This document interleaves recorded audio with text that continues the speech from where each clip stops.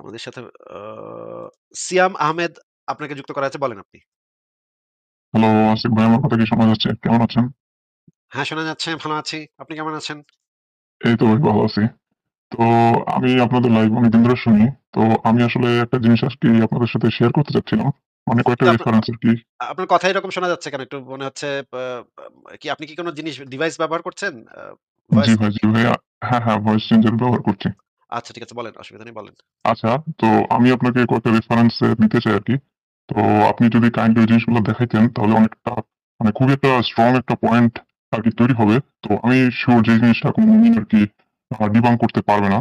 তো first of all সহিহ আল বুখারী ২ নম্বর হাদিসটা যদি আপনি একটু দেখাইতে পারতেন। মানে আমি আপনাকে পরপর প্রাইভেট চ্যাটে দিচ্ছি। আপনি যদি খুলে একটু দেখান তাহলে আরকি আমার পয়েন্টটা মেক করতে আরকি খুবই সুবিধা হবে আরকি।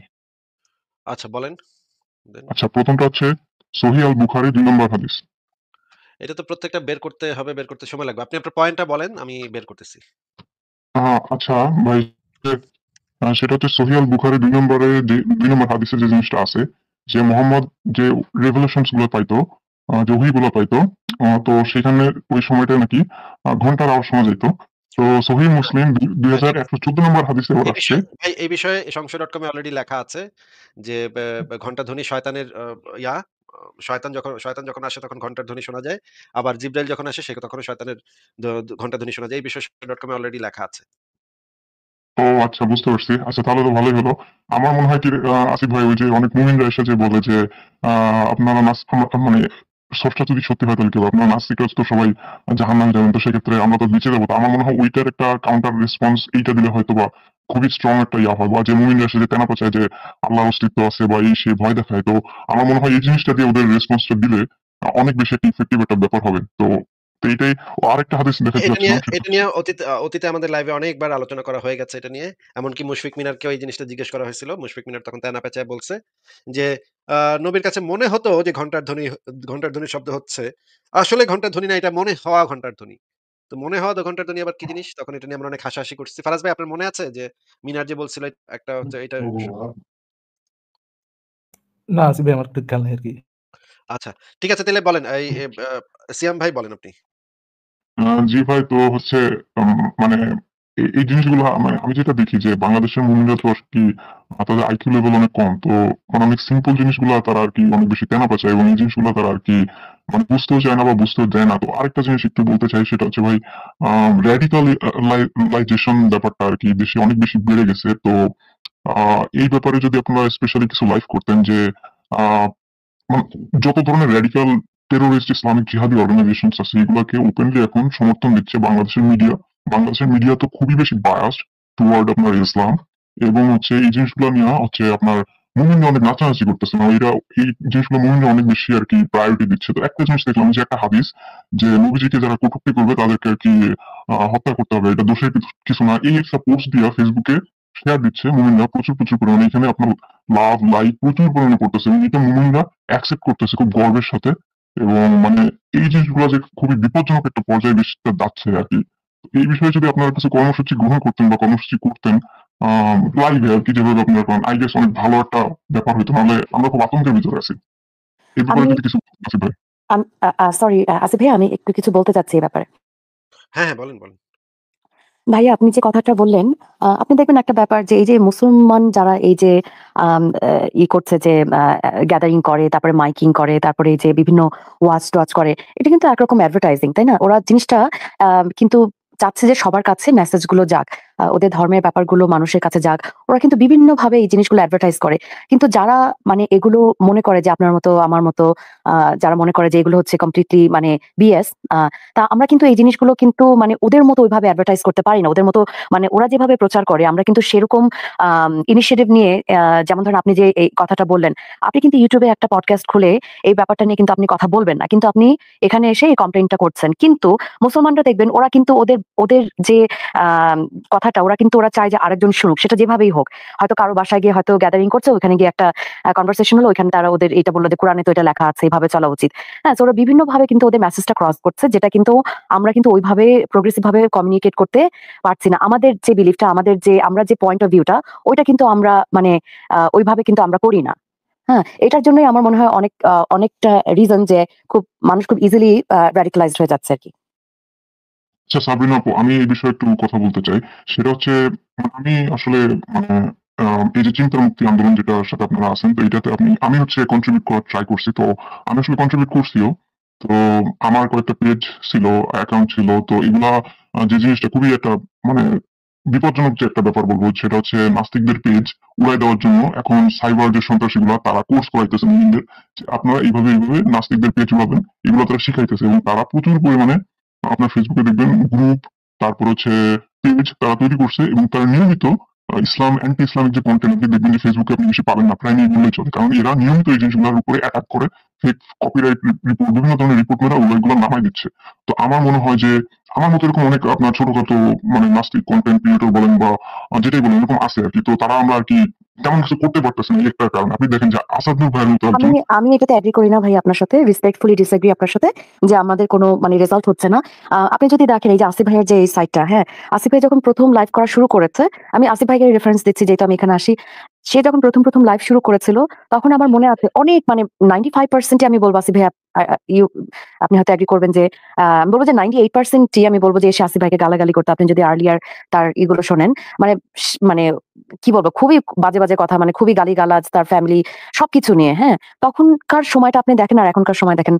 অনেকেই কিন্তু এখন আপনি মানে খুব কমই দেখবেন যে মুমিনরা এসে মানে ওই কথাগুলোই করছে এসে লাইভে এসে।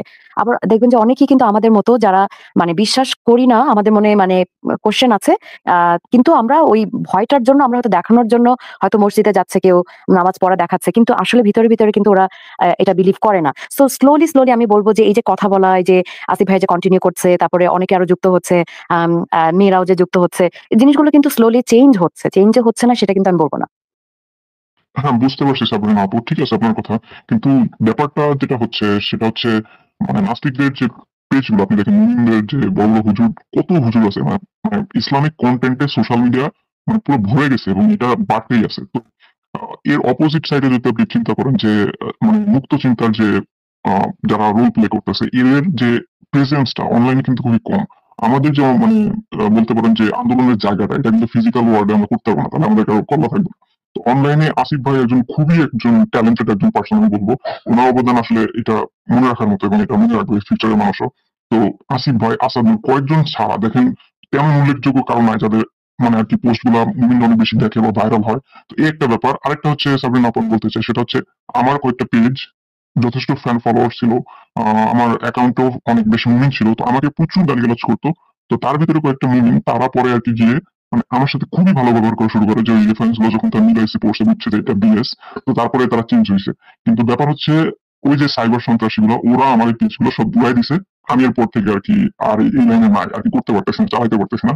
তো আরেকজনের কথা বলবো, ওই যে একজন হুজুর আসছিল না যে নাস্তিক হচ্ছে হুজুর টাইপের যে ওয়াচ করছিল আয়েশার একটা ব্যাপার নিয়ে সংশয় টিভি একটা মানে পেজ হ্যাঁ, ছিল। হ্যাঁ। উনার অ্যাকাউন্টটা উড়াই দিছে। উনি যদি থাকতেন তাহলে আসিফ ভাই চিন্তা করুন উনি আরবি বুঝায় ধরে উনি ওয়াচ করতো। মানে এত অস্থির একটা ব্যাপার ছিল।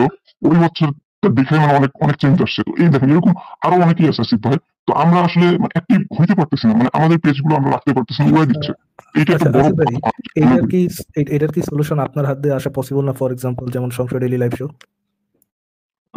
ফারাজ ভাই, সত্যি কথা বলতে আ আমি আসলে এটা নিয়ে অনেকদিন ধরে আরকি চেষ্টা করছি যে এটা কিভাবে মোকাবেলা করা যায়। তো আমি টোটালি ফেইলড বলব। আমি কয়েকটা বিষয় কিছুটা আচ্ছা, সিয়াম জি। ভাই আমাদের তো আরেকটা প্ল্যাটফর্ম আছে সংশয় ডেইলি লাইভ শো।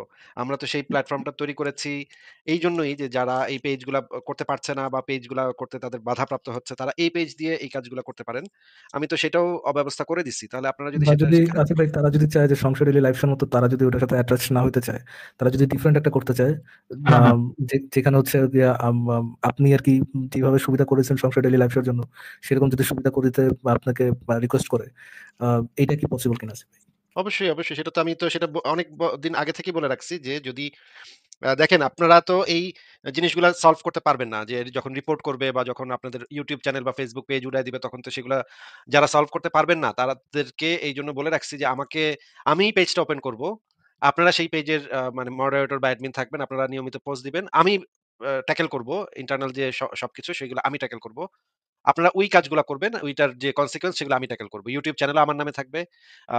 Facebook পেজও আমার নামে থাকবে। সেটা তো আমি বলে দিছি ভাই। তাহলে আপনারা সেটা কেন করছেন না? আপনারা ১০ জন একত্রিত হয়ে বলেন আমাকে যে আপনাদের আরেকটা পেজ আপনারা খুলবেন। আমি পেজটা খুলি, তারপর আপনারা সেখানে কাজ করেন। অসুবিধা কি? বুঝতে পারছি আসিফ আসিফ ভাইয়া, ধন্যবাদ আপনাকে। তো আমি আসলে এটা জানতাম না যে আপনি আগে থেকে এভাবে বলে রাখছিলেন। তো এজন্য আরকি। আম তো আসলে আমার আমার যে অ্যাপ্রোচটা, চিন্তামুক্তির আন্দোলনের যে অ্যাপ্রোচটা, এটা একটু আসিফ ভাই বলব একটু অন্যরকম ছিল। মানে আপনারা যে যেরকম লাইভ করতেছেন, মানে আমার আসলে সময় অনেক কম তো আমি জিনিসটা একটু অন্যভাবে করতাম। আমি কিরকম করতাম, ধরেন আমি Facebook এ আমার অ্যাকাউন্ট ছিল। আমি এখানে নিয়মিত পোস্ট করতাম বিভিন্ন টপিক নিয়ে। এবং আমি এমন কিছু কাজ করতাম যেটাতে আরকি ওই জিনিসগুলা মানে একটু অনেক মানুষ দেখে, অনেকের কাছে যায়। একটু এমন একটা পারসুয়েশন আমি আমার পোস্টে বা কোন একটা কনটেন্ট এ রাখতাম। তো ব্যাপারটা এরকম ছিল। আ তো আমার কাছে মনে হয় যে আমি একটু যে জিনিসটা দেখছি আসিফ ভাইয়া, ফারাজ ভাই, আপনাদের সবাইকে বলতেছি যে তো আমি মুমিনদের যে বিভিন্ন ধার্মিক পোস্ট গুলাতে আমি ঢুকে দেখছি বিভিন্ন বিষয়ে যে জিনিসটা বুঝছি, ইসলামের যে এই যে নেগেটিভ সাইডটা নিয়ে মেক্সিমামই ভাইয়া জানে না। এরা জানেও না, বুঝেও না। এরা পুরা অন্ধভাবে বিশ্বাস করতেছে, ভাবতেছে এটা কি একটা ভালো জিনিস। শুধু ইসলাম না, প্রায় সব ধর্মই। তো কথা হচ্ছে এই খারাপ জিনিসগুলো যদি পর্যাপ্ত আপনি যদি এভিডেন্স এবং এথিক্স এর যে ব্যাপারটা এগুলো নিয়ে যদি কম্বাইন করে যদি মানে কনটেন্ট বানায় যদি ছাড়া যেত, লাইক আসাদ ভাইকে দেখেন, উনি যেটা করতেছে আমার কাছে ওইটাও অনেক ভালো লাগে। তো এরকম কাজও যদি করা যেত আমার মনে হয় অনেকটা পজিটিভ একটা চেঞ্জ আনা সম্ভব হইতো। আমার কাছে যেটা মনে হচ্ছে যে আপনি একটা জিনিস দেখেন আসিফ ভাইয়া, সেটা হচ্ছে মুমিনরা দেখবেন কমেন্ট জিহাদ করে, মানে কমেন্টে গিয়ে ফেসবুকে বিভিন্ন ভাইরাল পোস্টের কমেন্টে গিয়ে মানে লা ইলাহা ইল্লাল্লাহু মুহাম্মাদুর রাসূলুল্লাহ কালেমাটা লিখে বিভিন্ন জিনিস, মানে নবীর একটা ভালো কথা লিখে, মানে এই জিনিসগুলা মানে ওরা দেখেন মানে কতটা মানে মানে কি বলবো, এত একটা সুন্দর ওয়েতে মানে ওরা এই ধর্মান্ধটা চারিদিকে ছড়াচ্ছে। তো আমার মনে হয় যে আমরাও যদি একটু কাইন্ড অফ ওরকম অ্যাপ্রোচ ফলো করে যে ইসলামের ডার্ক ভাই, সাইডটাও যদি ভাই ছড়াই দিতে পারতাম। সেম ভাই, আমরা হ্যাঁ, তো সেগুলো আসলে করতে পারব না। কারণ আমরা তো প্রতি কমেন্টে কত নেকি এইটা তো আমরা দিতে পারব না কাউকে। তাই না? আমাদের তো প্রতি কমেন্ট করলেই নেকি, কমেন্ট করলেই হুর, কমেন্ট করলেই গিলমান। এই ধরনের কোনো অপশন আমাদের কাছে তো নাই। হ্যাঁ? তাহলে মানে পাবলিক আমাদের পক্ষে হয়ে কমেন্ট কেন করবে? তাদের তো কোনো বেনিফিট নাই এখানে। অথবা জিন, নাসির ভাইয়া, মেয়ে জিন, জিন। হ্যাঁ, জিন, হ্যাঁ, কিছুই নাই ভাই। হুর নাই, কিচ্ছু নাই, মদ নাই, কিচ্ছু নাই। এখন এইটাই বাস্তবতা। এই বাস্তবতা মেনে নিয়েই আমরা কাজ করতেছি এবং কাজ যাব। আ যদি আপনি এই যে পরামর্শ না দিয়ে বা না, না, বুদ্ধি না পরামর্শ দিয়ে দিচ্ছি ভাইয়া। মানে আমি যেটা আপনাকে বলতে চাচ্ছি যে আপনি একটা কিছু করে দেখান। আমাদেরকে একটা হুম, হুম। জিনিস দেন যে এই জিনিসটা আমি বানিয়েছি বা এই ভিডিওটা আমি বানিয়েছি বা এটা নিয়ে আমি আ আ কথা বলেছি অলরেডি, আমার একটা মানে ভিডিও আছে এটা নিয়ে বা একটা আলোচনা আছে এটা নিয়ে। এরকম কিছু কনটেন্ট বানায় আমাদেরকে দেন। সেই কনটেন্ট গুলা প্রচার করা সেগুলো আমরা করব, অসুবিধা নেই। কিন্তু আ এই বুদ্ধি ভাই সবাই দিতে বুদ্ধি অনেক আসে মাথায়। কিন্তু পরে যখন কাজে লাগানো হয় তখন দেখা যায় সেগুলা প্র্যাকটিক্যালি কাজে লাগানোটা কঠিন। এই বুদ্ধিগুলা থেকে আমাদের যে কাজটা করাটা বেশি জরুরি। আপনি কিছু কনটেন্ট বানান, কিছু অ্যানিমেশন বানাইতে পারেন, কিছু গান বানাইতে পারেন, কিছু কবিতা বানাইতে পারেন, ছবি বানাইতে পারেন। যাই বানান না কেন আমার মেইল অ্যাড্রেস দেয়া আছে। মেইল অ্যাড্রেসে পাঠিয়ে দেন। আমি সেটাকে যখন সময় পাবো এডিট করে পোস্ট করে দিব। এরকম অনেকবার হয়েছে যে অন্যরা বানিয়ে দিয়েছে, আমি সেটা পোস্ট করে দিছি আমাদের পেজ, আমাদের YouTube চ্যানেল থেকে। আপনিও সেই কাজগুলা করে পেছন থেকে আমাদেরকে হেল্প করতে পারেন। আচ্ছা আসিফ ভাই, ঠিক আছে, বুঝতে পারছি। তো আচ্ছা ঠিক আছে আসিফ ভাই, আমি এটা নিয়ে করবো। তো ঠিক আমি আছে। আরেকটা জিনিস, হ্যাঁ আসিফ ভাই, আরেকটা জিনিস একটু বলে আমি আর বেশি সময় নিব না আপনার থেকে। তো আমি আসলে ওই রিপোর্টের জন্য মানে বাংলাদেশের মুমিনদের সাথে এখন আর করি না। তো আমি এখন করতেছি যেটা হচ্ছে একটু অন্য দেশে, মানে ফিলিস্তিন, গাজা, তারপরে হচ্ছে আপনার ইয়েমেন, মানে খুবই জঙ্গি সন্ত্রাসী টাইপের যারা, এদের সাথে একটু ইন্টারেক্ট করার ট্রাই করতেছি। এবং আমি এই যে বিভিন্ন রেফারেন্সের জিনিসগুলো এদের ভিতরে আর কি প্রচার করার ট্রাই করতেছি। তো আমার অলরেডি আমি একটা অ্যাকাউন্ট কিছু বেশ কয়েক মাস ধরে চালাচ্ছি। তো এটার একটা পজিটিভ রেসপন্স আমি পাইছি। এবং একটা জিনিস আসিফ ভাই আপনাকে বলে আমি শেষ করব।